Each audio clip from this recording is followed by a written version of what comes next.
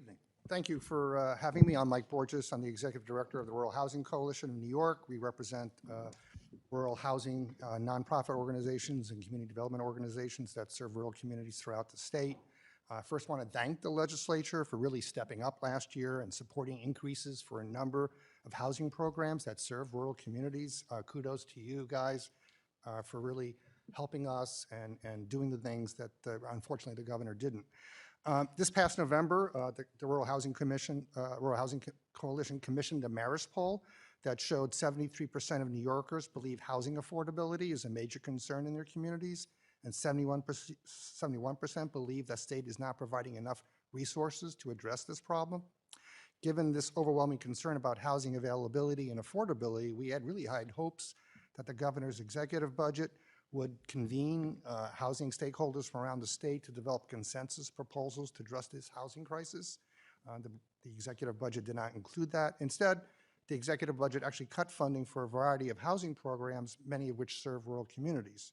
As you know, funding was cut to Restore, which assists seniors with emergency housing repairs so they can remain in their homes. Funding was cut for Access to Home, which assists the disabled with accessibility modifications like wheelchair ramps, handrails, so they can remain in their homes. Funding was cut to the Rural Preservation Program, which funds a network of nonprofit housing community development organizations that serve rural New Yorkers by repairing, rehabbing, and building housing for low to moderate income New Yorkers. Funding was eliminated for the Small Rental Development Initiative, which funds affordable rental projects of 20 units or less that are more suitable for less densely populated areas with little to no infrastructure. Lastly, we just released a report yesterday about the state of our USDA 515 programs. This was all emailed to all the legislators, and we released it to the media.